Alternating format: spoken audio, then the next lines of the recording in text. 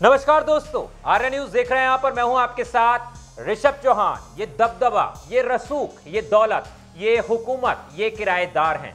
सब घर बदलते रहते हैं और इनकी मालिक होती है देश की जनता, जो पल में पलकों पर बिठा लेती है और इसे काम पसंद ना आए, सत्ता में हनक सनक और गुमान नजर आए तो चुनावी मैदान में धोबी पछाड़ लगा देती है। मतदान का महापर्व मंदिर, मस्जिद, मंगलसूत्र, महंगाई जैसे मुद्दों से होता हुआ मतगणना तक पहुंचा, लेकिन मंगलवार को महागठबंधन ने बीजेपी का महाभ्रम तोड़ दिया। यूपी में दो लड़कों की जोड़ी ने कमाल कर दिया और अखिलेश ने बीजेपी का अकेले केंद्र तक पहुंचने का रास्ता यूपी में रोक दिया। न बाबा का बुलडोजर फॉर्मूला चला और शायद यूपी में भगवान श्री राम भी नाराज हो गए। तभी राम मंदिर के नाम पे वोट मांगने वाली बीजेपी भगवान श्री राम की अयोध्या भी ना बचा पाई।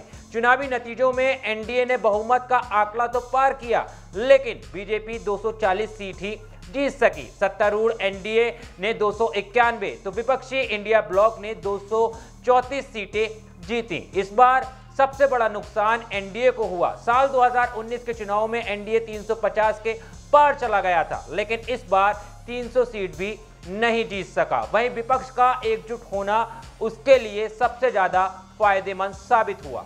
प्रधानमंत्री नरेंद्र मोदी लगातार तीसरी बार वाराणसी से चुनाव जीते। हालांकि साल 2014 और साल 2019 की तुलना में साल 2024 में उनकी जीत सबसे छोटी रही।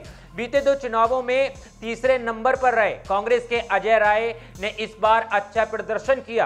पीएम मोदी ने यह चुनाव 1.52 लाख वोटों के अंतर से जीता, जबकि पिछली बार उनकी जीत का अंतर 4.79 लाख वोटों का रहा था।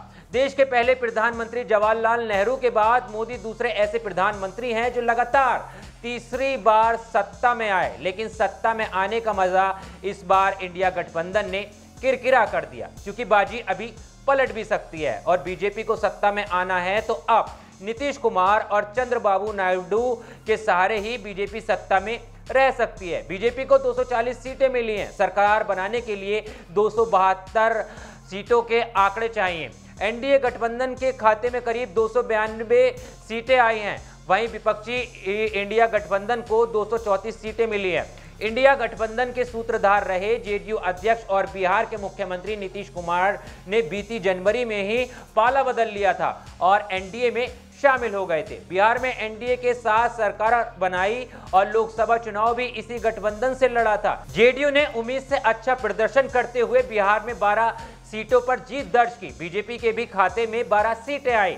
एलजेपी रामविलास को 5 और जीतन राम मांझी को पार्टी को 1 सीट मिली, यानी एनडीए को कुल मिलाकर 30 सीटें मिली। 1 सीट निर्दलीय पप्पू यादव को पूर्णिया में जीत हासिल हुई। वहीं आंध्र प्रदेश के पूर्व मुख्यमंत्री चंद्रबाबू नायडू की तेलुगु देशम पार्टी को 16 सीटें मिली हैं। यहां आम चुनाव के साथ विधानसभा चुनाव भी हुए, जिसमें टीडीपी ने 175 सदस्यों वाली विधानसभा में 135 सीटें जीतकर भारी बहुमत हासिल किया है। टीडीपी भी एनडीए में शामिल है। दिलचस्प यह है कि नीतीश कुमार और चंद्रबाबू नायडू दोनों ही कुछ समय पहले तक केंद्र की सरकार यानी मोदी सरकार के खिलाफ मोर्चा खोले हुए थे और इसलिए अब एनडीए गठबंधन में उनकी हैसियत बहुत अहम किरदार वाली हो गई है। सरकार बनाने के लिए मोदी और बीजेपी के सामने अब इन पुराने सहयोगियों के साथ तालमेल बिठाने की जरूरत पड़ेगी और ऐसा करना ही बीजेपी को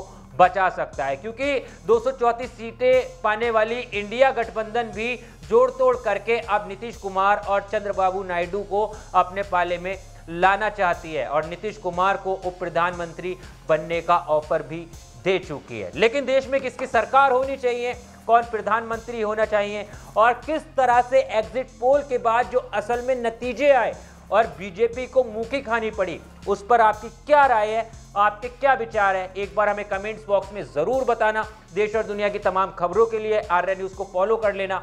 मिलता हूं आपसे किसी और वीडियो में। जय हिंद।